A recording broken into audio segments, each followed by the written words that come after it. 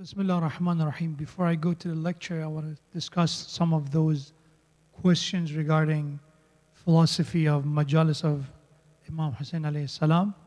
So one of those questions that you probably heard, or maybe you have that question yourself, is the purpose of coming through these programs is crying for Sayyid al-Shuhada alayhi salam or learning about Imam Hussein alayhi salam? If it's learning and education, what is the reason that there is an emphasis on specifically crying and musibah and aza for Imam Hussein alayhi salam?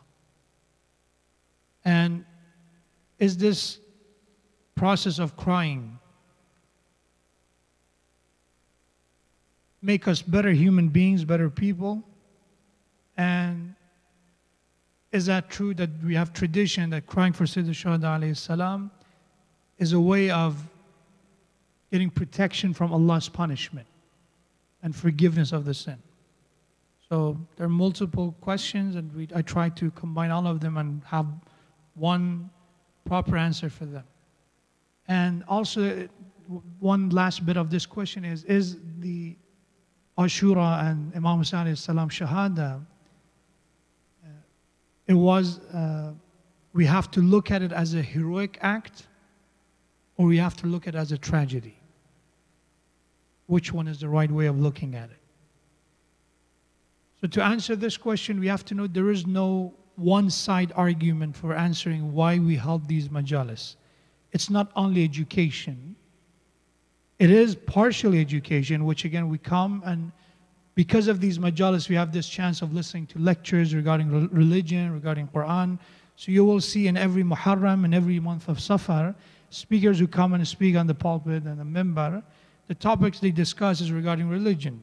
From basic elements of religion, even sometimes performing Jama'ah prayers, recitation of the Holy Quran as you saw, which are elements of religion, and also learning about the legacy of Sayyid al-Shuhada and the message of Sayyid al-Shuhada alayhi salam. So education is part of these majalis. And that's the reason that one part of our normal program, there are exceptions, right? There are some gatherings that they have no lecture, they only focus on one thing. But usually the norm is that most of these Muharram programs, they have lecture and education as a form of honoring Sayyid al-Shuhada alayhi salam. So education and knowing Imam Hussein's message is part of this. This is one of the reasons of these majalis. But it's not exclusively this. It's not only this. The part which we talk about crying and aza, which aza in Arabic means being patient. That's the word aza means. Aza itself means when you're patient, and this patience is specifically when you confront turbulences in your life, when you confront losses of dear ones. The word aza is being used, that what those people who just lost something very precious, they go through the stage of aza, that they try to practice patience and sabr and pass that stage. So aza for Sayyid al-Shuhada alayhi salam is also one of the reasons of these majalis, which is an emotional factor. That a human being, according to our understanding of humans' behavior, we understand that laughter and happiness is part of our life, which we must have. Somebody is not capable of having, momentarily sense of happiness and joy. It's not a healthy way of looking at life. Depression and all that form of anxieties, we see that is not healthy. And at the same time, if someone has no ability to cry either, for example, if somebody just faced a great tragedy, just lost someone very dear to them, and they're not able to cry, or they don't cry, this lack of empathy also is not healthy. So we must have both. And Quran talks about both. أَضْحَكَ وَأَبْكَى. That laughter and tears is something that you see. Crying and laughter is both side of Allah's blessing. And when you look at the word of Ahlul Bayt, they also emphasize on this, that Shi'atuna, our true followers, are the one يَحْزَنُونَ لِحُزْنِنَا وَيَفْرَحُونَ لِفَرَحِنَا. They're not extremists in one aspect of life. They're not only focusing on the concept of, sadness and ignore happiness, or they only focus on happiness, ignore sadness. They have this balance. Who is the standard? Who is the campus? Who is the standard to follow? Ahlul Bayt alayhi salam said, يَحْزَنُونَ لِحُزْنِنَا وَيَفْرَحُونَ لِفَرَحِنَا. They're happy and they express happiness with our happiness, and they express sadness and huzn in the time of our sadness, which is a balanced life, which is a balanced behavior. So answering the first part of the question, is these majalis purposes to education and learning about Imam Hussein and his message, or crying? It's both. It's education plus emotions. Is a very healthy way of expression. Recently, I was talking to a marriage and family therapist student. She's getting her master's degree in that field. And interestingly, she chose one of the topics for her research about the concept of crying among men, and specifically among Shia. They see it, some of men, they have this problem. Some men, they have this problem that they're not able to cry. They think crying, it's not manly. Crying, it's a sign of weakness, specifically for males. So she made her focus on her research specifically on this practice, that as follow the school Ahlul Bayt, as a Shia, our men are encouraged to cry. That there is no, not only men and women, but specifically, there is no exception when it comes to, crying and this feeling of sadness in the time of Azza of Ahlul Bayt alayhi salam, which again, according to many studies out there, is a healthy way of expression. So it is both. And it's not only materialistic side. It's not only that we feel healthier, we feel better, we just, show our emotions. It's something more than that. It's a spiritually elevating. How we know that? The promise of Ahlul Bayt alayhi salam. They promise those who truly and sincerely, they don't act, they actually cry because of the understanding that come from the tragedy and the message of Sayyid al-Shuhada. This will help them to spiritually elevate. And many of our ulama said that a lot of their spiritual achievement, one of the causes, one of the factors was for the Sayyid al-Shuhada's majalis. This is about Ayatollah Bahjat, may Allah bless his soul, and many of our ulama, that they said, okay, what are the key success to your life? When they asked Allama Tabatabai about this concept of what do you advise for people who are in the path of spiritual wayfaring and Sayyid Suluk, he mentioned salat, on-time salat, and then he also emphasized on specifically being committed to majalis of Sayyid al-Shuhada alayhi salam, as advice for people who want to follow the path of Sayyid Suluk and spiritual wayfaring. So there is a spiritual advantage in participating in Azza of Sayyid al-Shuhada. Plus those physical benefits, our psychological status as a human being, our spiritual elevation is also hidden in that promise of Ahlul Bayt alayhi salam. Is these majalis supposed to be heroic or tragic?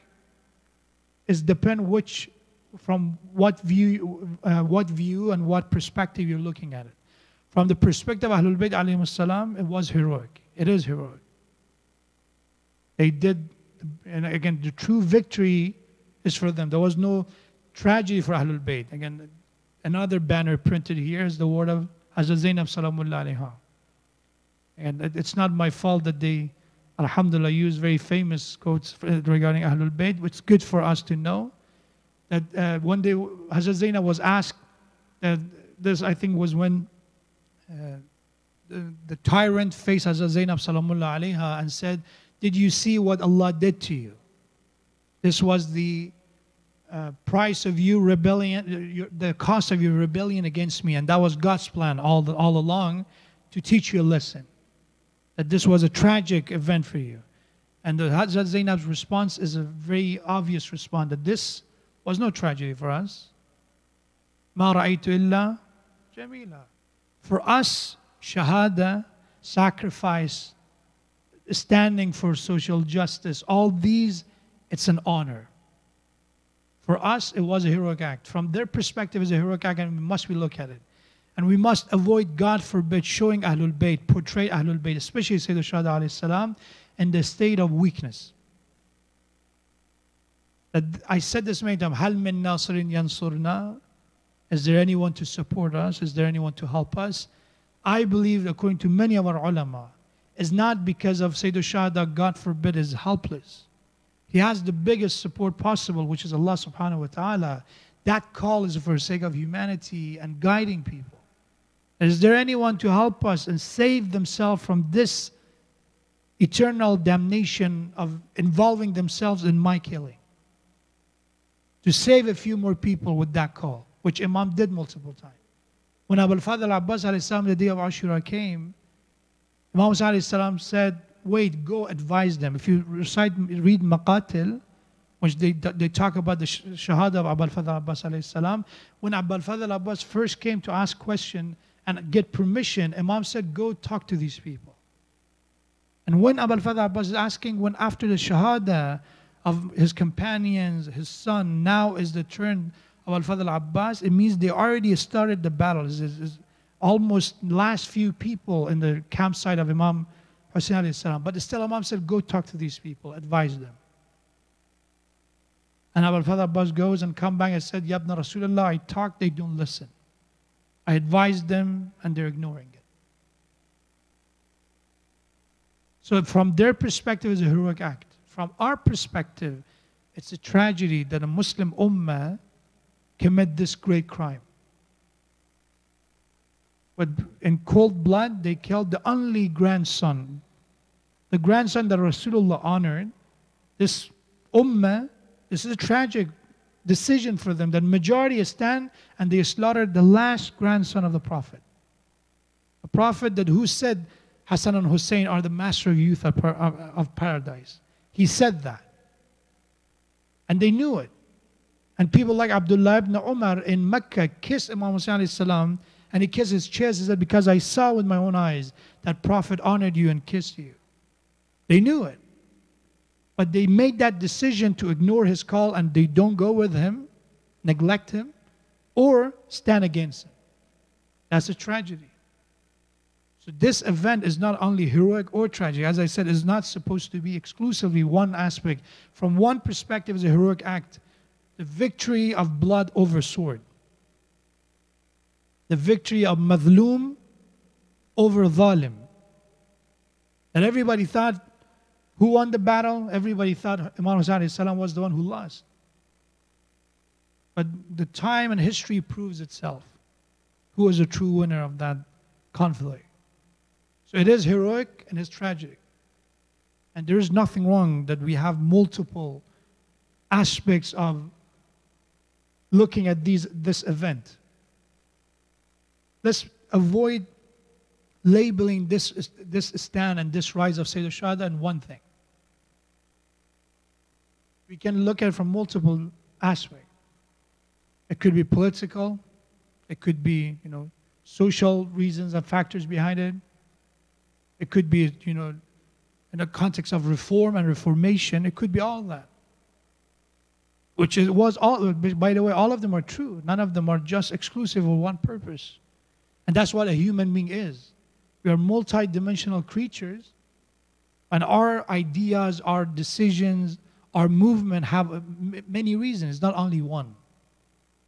So I know as a human, we like to simplify things. Oh, we want it black and white. This is this or that. But the reality is many of our examples and role models such as Ahlul Bayt, they didn't consider only one factor. When you look at the peace treaty of Imam Hassan alayhi salam, there are many reasons that Imam is making that decision. But why we trust that is because that person is proof of Allah. He's a representative of God after Prophet. And based on that, we don't look at them as a normal human being who just make a best decision. We believe their decision, because they are Khalifatullah, they are Hujjatullah. And when we recite Ziyarat Jama, we know more and more who they are actually. Then you will understand that their decision was the best of decisions. That their movement, their rise, their intention was the most perfect one. Because if it was anything else, then again, we will not understand. We didn't understand the concept of isma, or infallibility. So answering this question, we have education and we have emotions.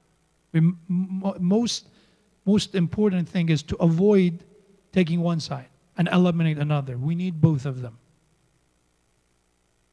Ahlul Bayt, then they try to maintain that balance. So somebody mentioned in a question that why we promote something more than another. I don't know where, which specific situation we're talking about. That someone promoted Azza over education or education over Azza, but holding these programs in general is not perfect. So you do your best to maintain the balance that have education and have Azza at the same time. And we don't sacrifice one for another. But if somebody make a mistake, is the shortcoming from their side. And as I said, avoid saying many most of the time or all. In some of our argument, I received this email with these questions. And I got this question, I think, was a reflection of some people's question. That maybe few people have these kind of questions. Said why majority of centers, they focus more on Azza than, for example, education and lecture. I don't know. I don't know what will support our studies and our statistic that majority do this. If you can prove majority do that, then I will discuss that with you. There are some, I could say some. And when we say all or majority, it's a very big claim. And God forbid if it's not true, we accuse people.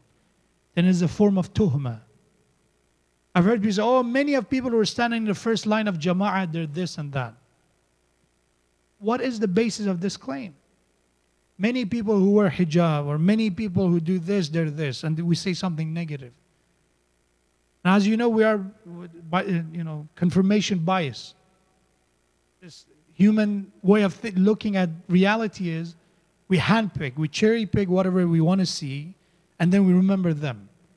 If there are 20 people sitting here that they all do Jama'ah prayers, and all of them are doing the right thing, we will not remember that. One person out of 200 people in a Jama'ah prayers, they, God forbid, use a foul language. We keep that for years. That's the way it works. If you look, if for a second think about your memories, most of the time we remember tragic and negative memories much more than happy memories. This is true about some married couples. When I do counseling with some married couples and I'm talking about the basic problems, I noticed that people said, okay, we don't communicate, this is a problem, we don't talk, and my spouse ignores me, all these kind of problems. And then one of the things come up is, this was from the first day. And they've been married, for example, for 5 years, for 7 years, for 8 years. First day they're talking about when? Specifically, they refer to their engagement, the nikah day, or their wedding. First day I remember that this happened. When we were walking into the hall, my husband didn't offer me to go first. That day I remember that was the sign that this is not going to be a good marriage. And I'm shocked that how do you remember that? 7 years ago, and people said we forgive, but we don't forget. And that's the best way of doing it. And you remember in our wedding day, the piece of cake that you're supposed to offer me was bigger than what it should be. We laugh at these things, but there's some of them are true. It's not a joke. And the problems, again, they have their own kind of versions. Many good things that we do, we take it as default. It's good, we should be good. That's default. If somebody make a small mistake, then we don't justify people making mistakes, but if they do, don't make it then, take over the entire image and picture of them. Same thing about this. And I believe the centers I go, I didn't see centers that at least I participated in LA at least, that they focus so much and they ignore education. There is education part of it. Maybe some people, they ignore it. And again, it's their call, unfortunate for them. And people, they have, unfortunately, this view of understanding of Imam Hussain's sacrifices for me to come for the Azza and leave. Some have this view. But as much as we see people, many people understand that we have to participate in the process of education and Azza. Someone who doesn't have that, we help them to balance it. But there is both in this. It is heroic for the Ahlul Bayt alayhi salam to sacrifice Sayyid al-Shuhada, and it is tragic for the Muslim Ummah to witness oppression and do nothing. And it is a lesson for our everyday life as well, to learn from that message, from that sacrifice. And these tears, why they're so emphasized by the Ahlul Bayt, because the root of these tears is Allah. We have self-pity cry. We have, tears over our problems. When we lose someone, most of the time people cry not because of that person who just lost, his life and left this dunya. We cry for ourselves. If you go to funerals, you will listen to people, they talk. So what I'm going to do after you? We have this story that Sheikh was, mentioning this, that he went and participating in a funeral and burial, and he was listening to this person complaining they lost just a father. Said, Dad, who's going to bring us, gift in this Eid? Dad, who's going to provide us when you have problem, in the house? Who's going to be the handyman in the house? Dad, who's going to bring us this? Who's going to give us this? And a guy shouted from the back of the crowd, this guy, I'm just going to let you know, this guy died. He didn't go to, another country for a travel and trip that you expect him to bring you a gift. Who's going to bring us? Who's going to bring that? The loss of this person is more tragic because what you lost, what services you lost for the sake of this human being. That the tears for Sayyid al-Shuhada is not from that kind. That when you cry for Sayyid al-Shuhada alayhi salam is nothing to do with that, temporary form of attachment. It's something deeper. It's someone who lost and sacrificed his life 1400 years ago. And that love and connection must be very deep for someone to express that deep connection of tears for that loss. And that's the reason there's emphasis. And those people who question, is there a tradition for this, that somebody cries, it will be a way of forgiving sins? Yes, there are traditions for that. To answer this, it doesn't mean that whatever you do, you cry, then again you will be fine. That people said, if you say these kind of things, people will, let themselves to, God forbid, commit a sin, and then say, we go to Majlis of Sayyid al-Shuhada and we cry and we'll be cleansed. To answer to that, we have these traditions about every good things we do. We have when you pray 5 times a day, Rasulullah said, daily prayers is like a well that you wash yourself 5 times. That every time you pray, that's a forgiveness of your sin. When you look at your parents' face with kindness, that's ibadah, that's forgiveness of the sin. When you look at your spouse with kindness, that's ibadah. When you look at someone, another mu'min with kindness, it's ibadah. Your look is a way of earning forgiveness and blessing. And tears is not going to have that impact? Of course it will. But Allah said, وَمَكَّرُوا وَمَكَّرَ اللَّهُ وَاللَّهُ خَيْرُ الْمَيْرِ. If you want to play a game with me, and if you say, I will commit a sin and then I have this plan, I understand. أَعْلَمُ خَائِنَةَ الْأَعْيُنِ وَمَا تُخْفِي الصُّدُورِ. I know your intention. I know your plan. I know what you try to hide. And if a sin is purposely being committed, means I have a plan to do tawbah, means I know this is wrong, and I make a plan, I will do something nice in return. That sin will be very hard to earn forgiveness and compare with those sins that people make out of ignorance. A moment comes, you get angry, you say something, or you plot to give a very humiliating speech to someone. They're not the same kind of sin. The more planning for a sin, the more planning required to earn forgiveness for that.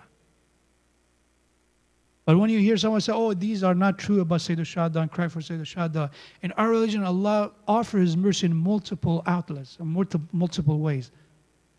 Be kind to your parents, be kind to your spouse. I said that we have tradition that if a spouse give a glass of water, a cup of water to their spouse, to their husband, to their wife, that itself has the thawab and the reward of Hajj Umrah.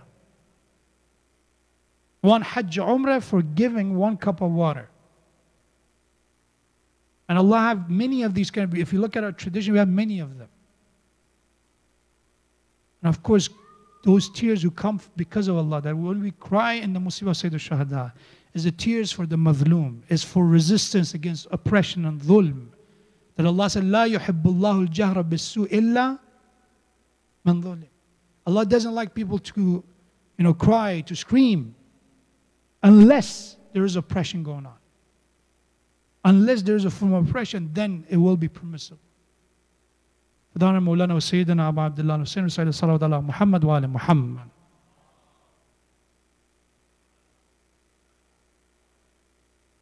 I know it was long, but it was necessary. Specifically, the more and more we witness these form of doubts, these form of questions, which is, we confront these questions and shubha and shubahat, we must have answer for it. So that based on that, inshallah, it would be beneficial for us to remember and to understand that when we answer to question, when somebody have a, legitimate question, valid question, we have to answer. And inshallah, it will be another type of questions which mostly regarding the knowledge of Imam Hussain alayhi salam. I will address that tomorrow night, that if Imam Hussain alayhi salam knew about certain things, why he made those decisions. Inshallah, we talk about that tomorrow night. Wa sallallahu ala Muhammadin wa ali Muhammad.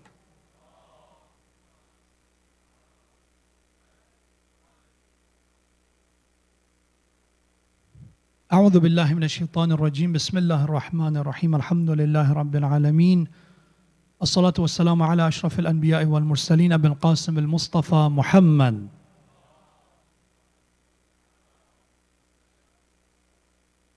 وعلى أهل بيته الطيبين الطاهرين المعصومين المكرمين سيما بقية الله في السماوات والأراضين روحي وأرواحنا وأرواح العالمين لتراب مقدمه الفداء.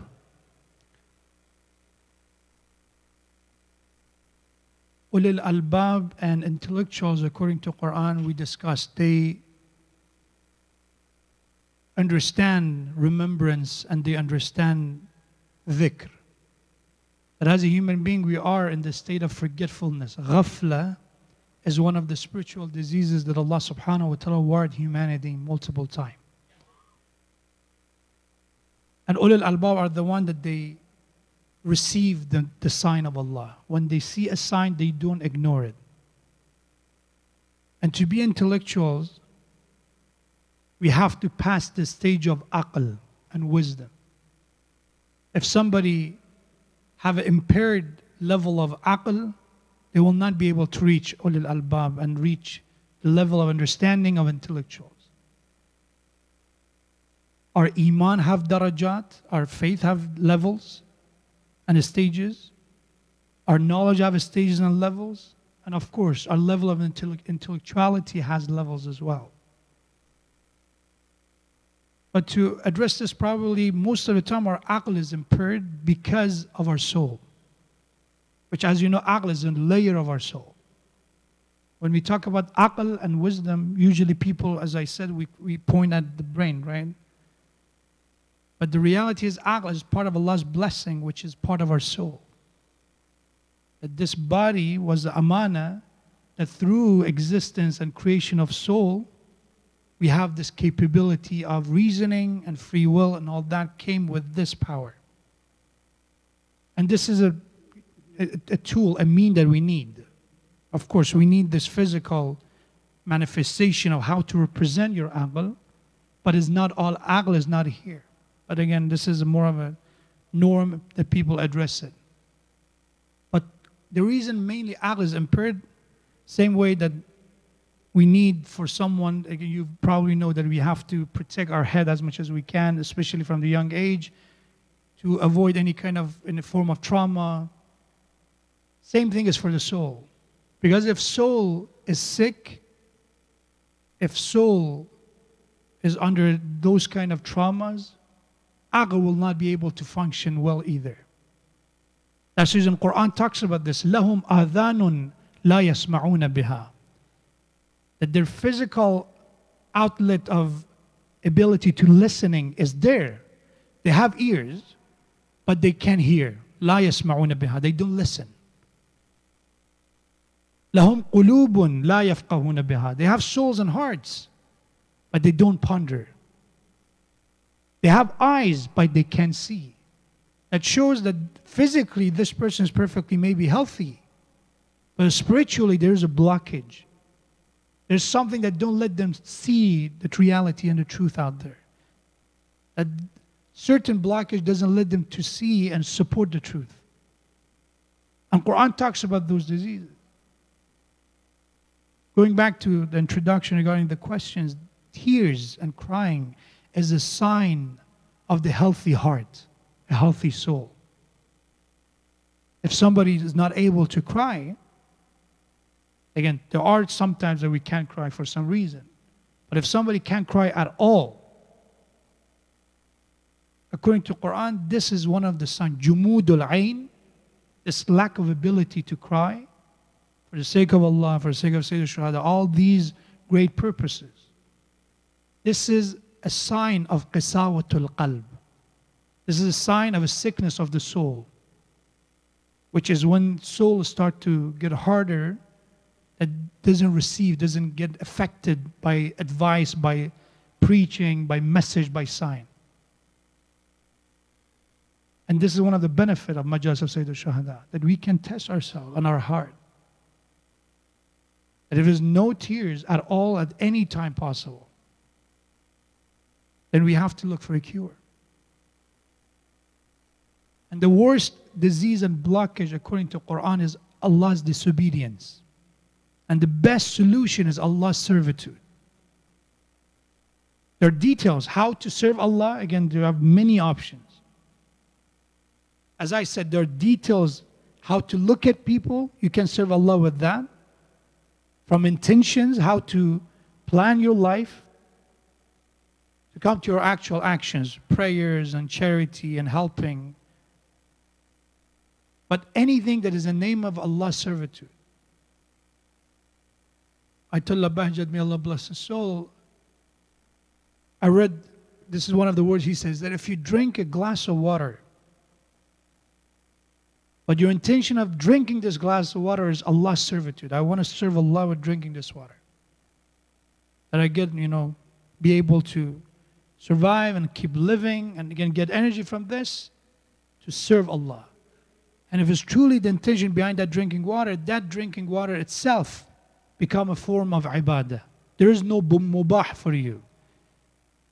And he said it's a very smart way. You can do everything that is mubah, means not mustahab, not makruh, there is no preference for it. If you do it for the sake of Allah, that itself become a form of ibadah.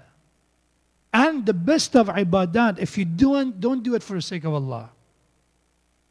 Prayers, fasting, hajj, even the best of them, if it's not for the sake of Allah, it's not for serving Allah, it will be pointless. You heard this, Imam Sadiq alayhi salam came to hajj and one of his companions was accompanying him, and this companion said, Yabna Rasulullah, look at the size of the crowd. How many people came? Alhamdulillah, there are lots and lots of pilgrims and hujjaj are here. And Imam alayhi salam said one sentence. Said, the number of people is a lot. Yeah, there's abundance of number of human beings present here. But qalla al-hujjaj. Those people actually here for hajj, there are few of them. And then when we have that, Imam alayhi salam showed him. Said, look between my hands and you will see this. That he said, I saw them in different forms and shapes. That even the best form of ibadah could become that. Not only salat, even jihad fi sabilillah, even amr bil ma'ruf nahy anil munkar, even zakat and everything. So if I go in order what I'm trying to say, to have intellectuality we need aql, to have aql, to let aql function properly, we need to keep the health healthy as well. And how to keep healthy soul? Allah's servitude. How to remove side effects? How to be able to wash those? Allah's servitudes. And what is the biggest side effect, biggest disease of soul is any form of Allah's disobedience. There are some greatest sin, we call them ma'asil kabira, we call them great sins. But there is no small sins. We don't have a list of small sins. And we have one of the greatest sins is if you consider a sin as small. If you say this sin, I will not be, and we have Imam alayhi salam said, if someone says, may Allah don't punish me, except for this sin, that itself is the greatest sin. When you consider only one wrong, a biggest wrong. And I've heard people, unfortunately, become a part of our discussion. I'm a good person. There's no need for me to do something. And they don't say it this way. They do it, of course, they try to leave your emotions and feelings safe. So I understand what you do is a good thing. But to be honest, there is no incentive for me to come here. So what kind of incentive you look for? So alhamdulillah, I don't climb people's house. I don't steal. I don't kill people. And that should be fine. We think the only biggest, of course there are greatest sins, murder and stealing and all that are greatest sins, but we think our list is done only with them. That because we are not Yazid or we're not Shimr ibn al-Jawshan in that form, we're fine. If you're one of those who just accompanied Umar ibn Sa'd, but they didn't participate in the battle, we will be fine. If we see oppression and we keep quiet about it, we will be fine. That our silence is approval of that oppression. So obedience of Allah and avoiding any form of disobedience. As I promised Imam Modarres, some tradition is, if you want your aql to function, you need 10 quality. This is from Uyun Akhbar al-Ridha, one of our hadith books and tradition books, narrated from Imam alayhi salam, that Imam alayhi salam said, لا يتم عقل امرئ حتى تكون فيه 10 خصال. That it's someone's aql, someone's wisdom, will not be complete unless they have 10 characters, 10 quality. Whether these 10, their aql will not be complete to function properly. And these 10, if you just pay attention to them, there is a reason that Imam is picking these 10.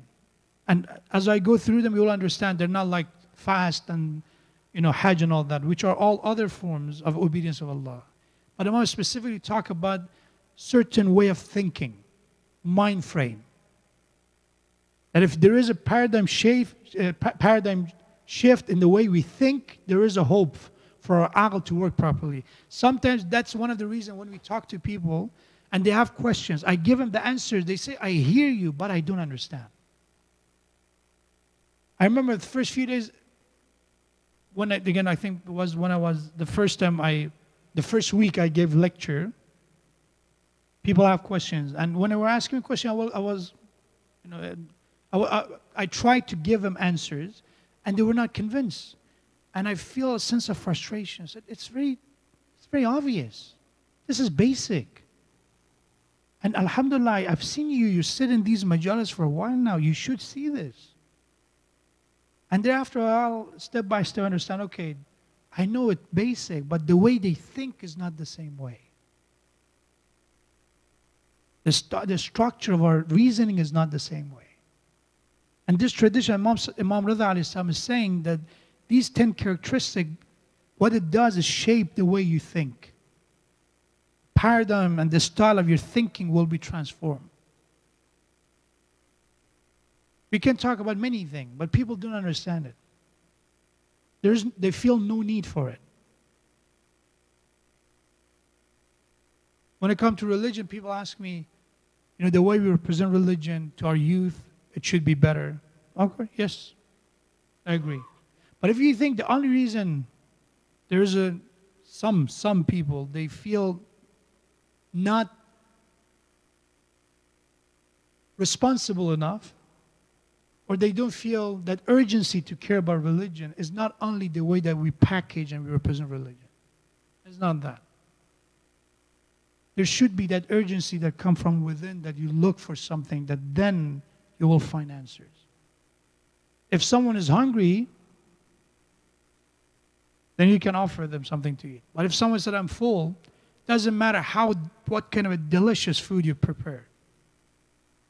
Bring the best, most expensive, most stylish type of food. If they're full, you probably, you felt that. When you're full, again, it doesn't matter what they put in front of you. You will not care for it.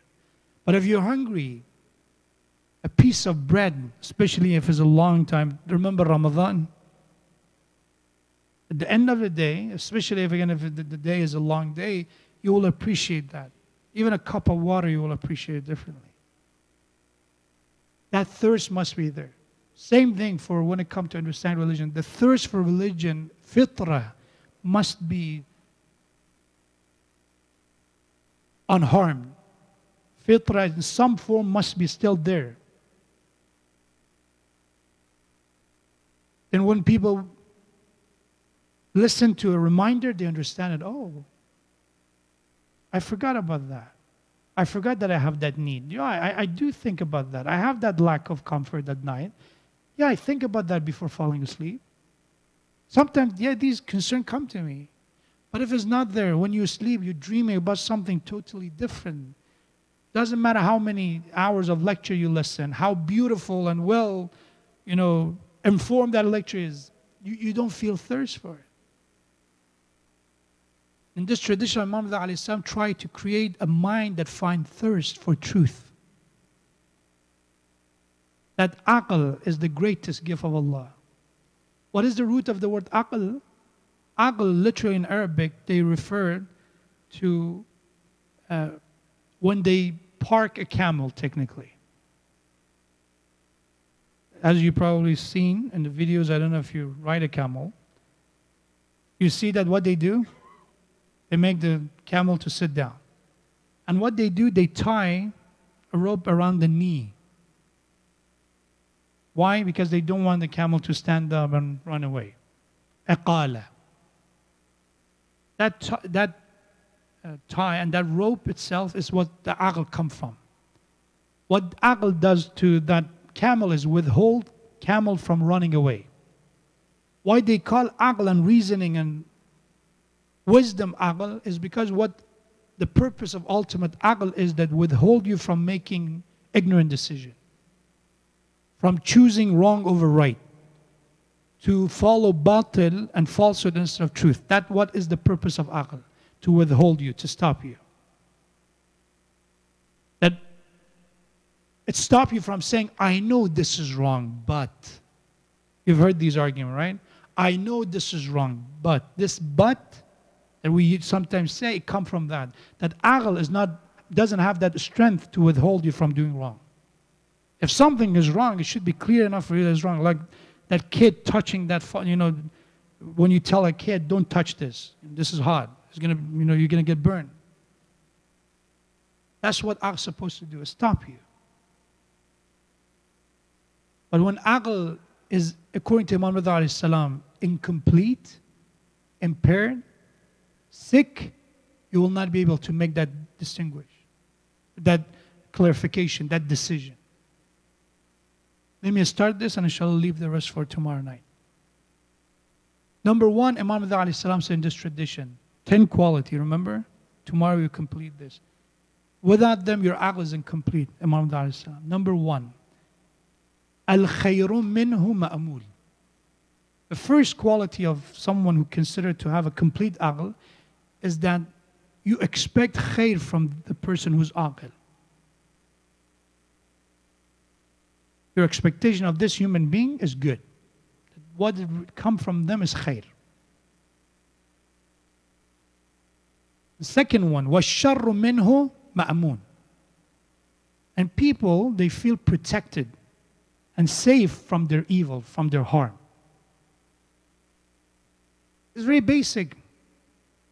But if you go deeper into that, what it means, Prophet explained this tradition that the best of people and the worst of people according to Prophet. Rasul said the best of people is the one that benefit people. And the worst of people according to Rasul is the one that people respect him or her out of fear. Sharrun nas, according to Rasulullah. That the reason people respect someone is not because they have respect for that person. They're afraid if they don't respect, they will in some form will pay for it. And that's the worst of people. That I know this person has a bad tongue. If I don't stand up in front of this guy, probably I will get hurt by what he's going to say about me. And I know people, they think this is very basic. Oh, it's very straightforward. But reality is, just thinking about this, خَيْرٌ مِّنْهُ مَعْمُولٌ شَرٌ مِّنْهُ مَعْمُولٌ, that people expect good. When they see you khair. That I'm pretty sure the only thing that comes from you is khair. And to actually make that happen, there should be no jealousy, right?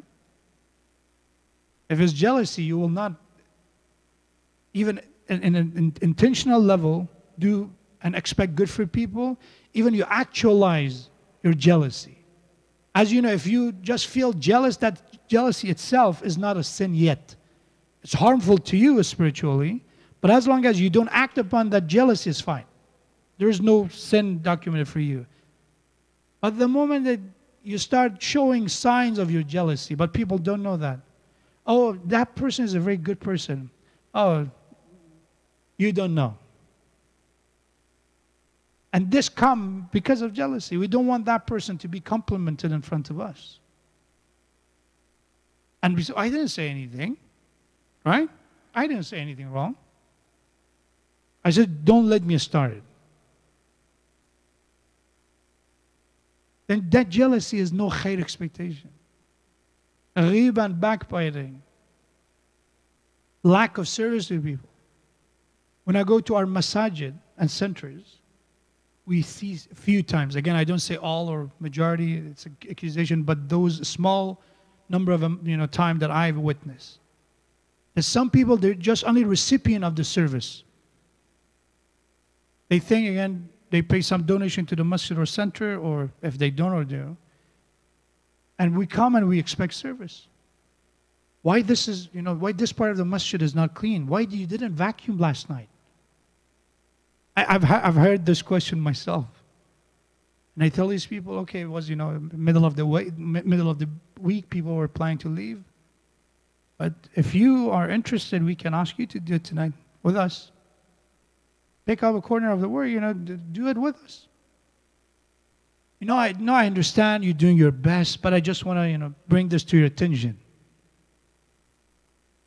Oh, in Sunday school, great ideas, We have to educate our next generation in this model. We have to use, visual aid ideas. And these people who are coming and teaching on Sunday school are people like you that they have a job. They have a living too. And they spend that time out of their off day to come and serve. What you can do is good suggestion. I've heard people say, we will leave a suggestion box in our masajid, which I'm nothing, it's nothing wrong with it, but it will be full, I promise you. Alhamdulillah, we have a lot of suggestions. But when it comes to actually doing something about it, I understand. That's the best thing we say. I understand you're doing your best. We're talking about basics. خَيْرٌ مِّنْهُ مَأْمُولٌ. And we think we're wise, and those people actually work, they didn't see this. Yeah, they did saw it. They did see it. They understand it, but again, there are a lot of limitations. And one of the greatest limitations is lack of participation. If you offer help, not position, by the way. Unfortunately, in some situation, people said, give me the leadership, I will fix this. They think as if you change the leader, okay, just give me that position, it will be, fixed. Titles. They think titles work. But reality is Rasulullah was Ra'isul Qawmi Khadimuhum. Who is the Ra'is? Who is the boss? According to Rasulullah? Khadimuhum. The one who do the most amount of service, that's the boss. Doesn't matter if you give that person title or not. There's no name for it. Al-khayru minhum ma'amul. That if I go to a center, people know, okay, this person, you expect khair from him. Any khair, just as-sabiqun as-sabiqun. They will look, they have this headache of doing good. Just call on them. They will be there for you.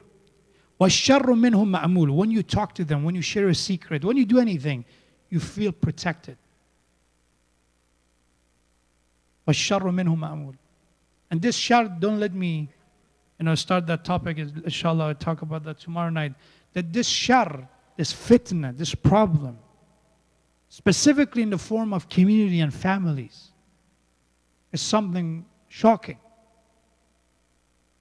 And we think as a Muslim, the least you expect is that people don't have any, God forbid, ill intention toward someone else. But we see few examples. That's not true. And the stories of the Ahlul Bayt alayhi salam is an example of that. Specifically, Sayyid al-Shuhada alayhi salam. That in this companion, in this group of companions, there is Zuhair ibn Qayn. Zuhair ibn Qayn was one of the participants in the battle of Jamal against Imam Ali alayhi salam. They call him, he was Uthmani Madhab. Means in that conflict, he took that side. Opposed Imam Ali alayhi salam. And when Imam alayhi salam sent a messenger to him, at the beginning, he ignored. Said, no, I will not go. I don't want to involve myself. I know that he went against the Yazid. I don't want to have anything to do with this. We haven't reports his wife. Some way he accepted and he went. And there is no actual document of what was exchanged between Imam Hussein alayhi salam and Zuhair ibn Qayn. But what happened that when he returned, he said, we have to move to the side of Hussein alayhi salam. He took everything and was one of the first one who got permission and left for battle. So he didn't start very good. But finally, when it comes to Haqq and Batil, who defined his life, he chose the right side.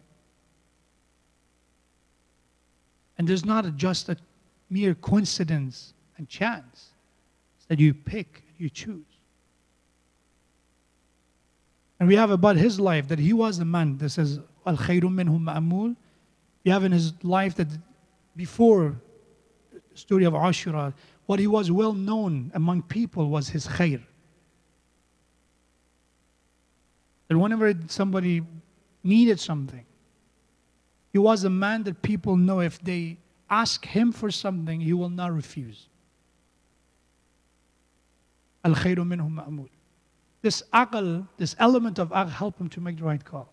On the other side, we have Shibn ibn al-Jawshan, which he was in the battle of Siffin on the side of Imam Ali alayhi salam. He was in the army of Imam Ali alayhi salam, Shibn ibn al-Jawshan. And he was injured as well. But on the day of Ashura, which side he picked? This aql makes a matter of salvation or damnation. And we must be concerned about our decisions. This dua that we pray, Allahumma ja'al awaqiba umurina khayra, that, Ya Allah, make my ending, the outcome of my life, the result of my life, to be on khair. We should say it after every prayer. There's one moment of negligence and forgetfulness, and God knows which side we will fall into. And these majalis is a remembrance. But don't forget this conflict, this battle from within and externally, both. The oppression of the self and the oppression of others, it still happens. And which side you're standing? Which side am I standing? We ask Allah subhanahu wa ta'ala to enlighten our lives with the blessing of aql, inshaAllah. The ability to recognize the truth, ability to repel and despise batil and falsehood, an ability to connect ourselves to examples such as Abu Abdullah Hussein alayhi salam, inshaAllah. That Ya Allah, help us to be companions of Sayyid al-Shuhada's message in this dunya and be, inshallah, his companion in the day of judgment to receive his shafa'ah and intercession by the permission of Allah subhanahu wa ta'ala. Let's say as-salam and remember the musibah of Sayyid al-Shuhada alayhi salam, and we dedicate tonight's majlis to the man I just mentioned his name in my lecture, Abul Fadl Abbas alayhi salam. A man that he was offered protection. Shimr came and offered Abbas alayhi salam and his brothers protection because al-Banin was from the same tribe as Shimr was. And of course the response of Al-Fadl Abbas alayhi salam bravely, this we have is one of his quotas, that if it wasn't because we give you the permission to come to us and we granted you immunity, I wouldn't let you leave alive. With the way that you look at the family of Rasulullah and what you thought of Abbas and his brothers, that you think that we're here and now we're afraid of our lives, that we need your protection. The companions of Hussein alayhi salam, they said it and they confessed that if you make us, chop us to pieces, and you burn our bodies, and you bring us back to life, and you do this over and over to us, we will not leave you the side. We will not leave the side of Hussein alayhi salam. And that's the reason Imam alayhi salam said, there's no companions like my companions. In bravery, in their faith and iman, and in understanding the Imam of our time. Assalamu alayka ya Aba Abdullah, ya Hussein ibn Ali, أيها الشهيد يا ابن رسول الله، يا حجة الله على خلقه، يا سيدنا ومولانا، إنا توجهنا واستشفعنا وتوسلنا بك إلى الله وقدمناك بين يدي حاجاتنا يا وجيها عند الله اشفع لنا. Everyone. يا وجيها عند الله.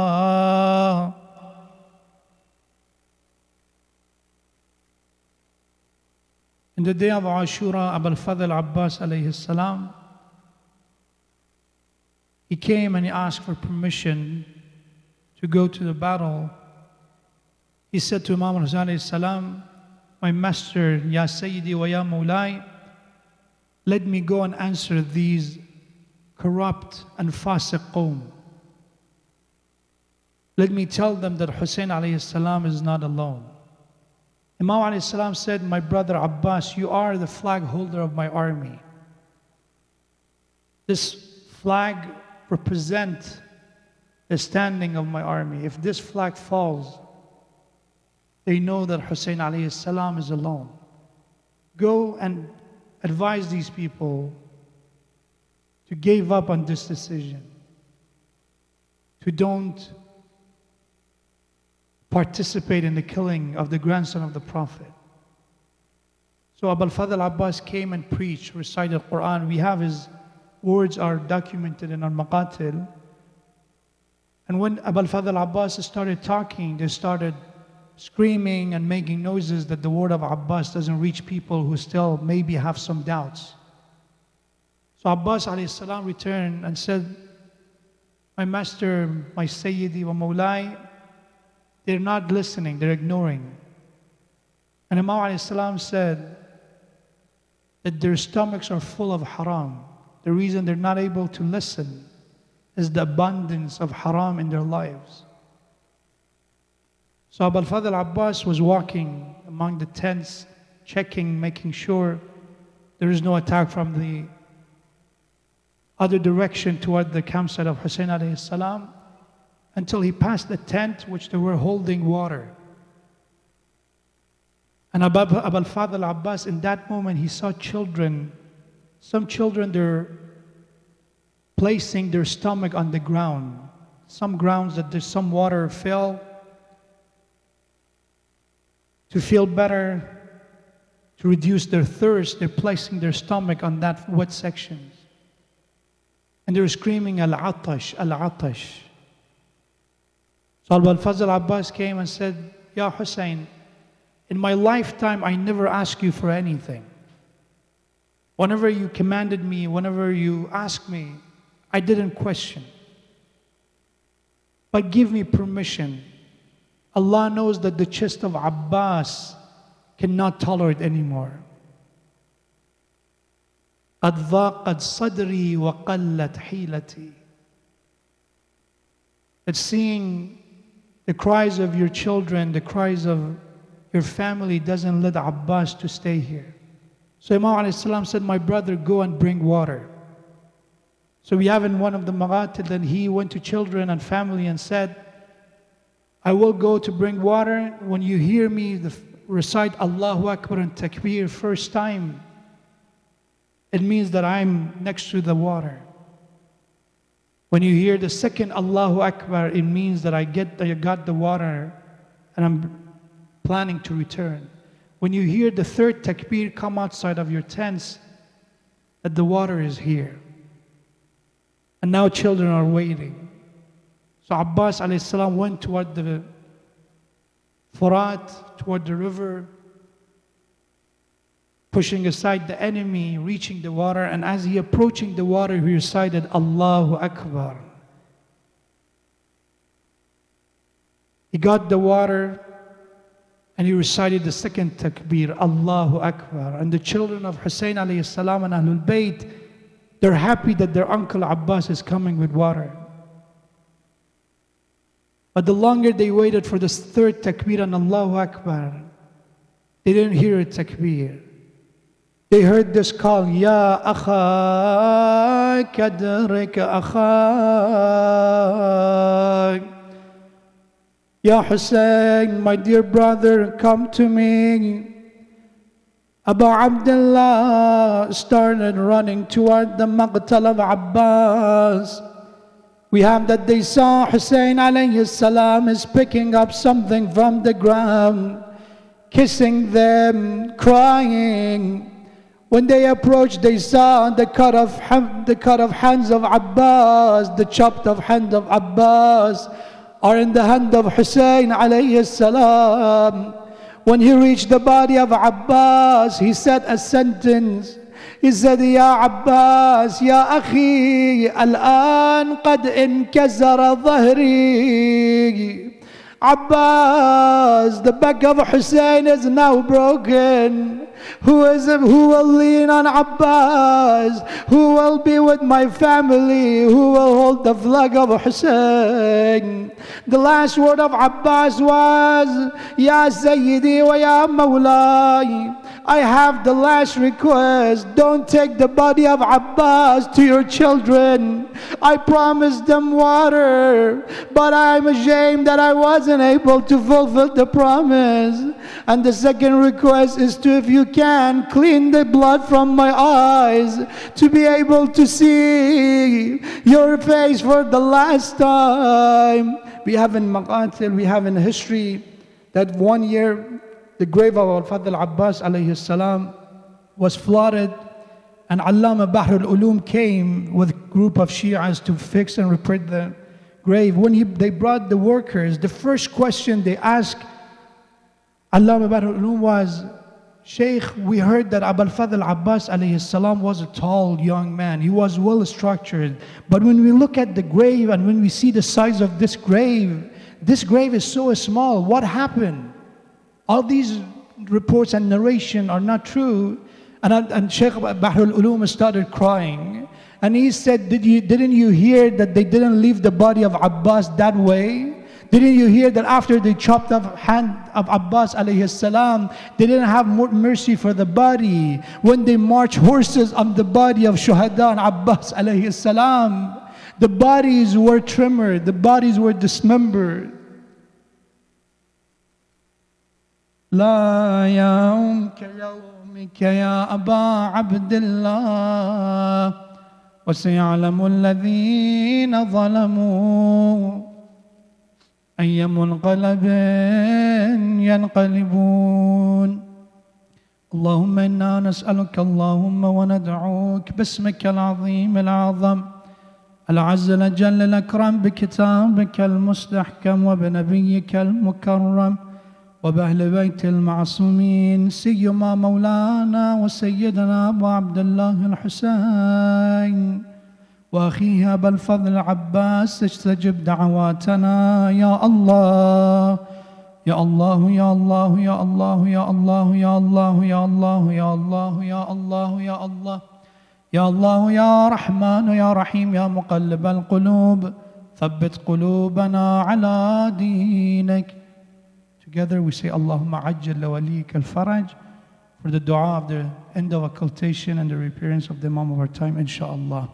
Allahumma ajjal lawaliyik al-faraj Allahumma ajjal lawaliyik al-faraj Allahumma ajjal lawaliyik al-faraj Allahumma adkhil ala ahli al-qubur al-surur Allahumma aghni kulla faqir اللهم اشبع كل جائع اللهم اكسو كل عريان اللهم اقض دين كل مدين اللهم فرج عن كل مكروب اللهم رد كل غريب اللهم فك كل أسير اللهم اصلح كل فاسد من أمور المسلمين اللهم اشف كل مريض اللهم سد فقرنا بغناك اللهم غير سوء حالنا بحسن حالك اللهم اقض عنا الدين واغننا من الفقر إنك على كل شيء قدير.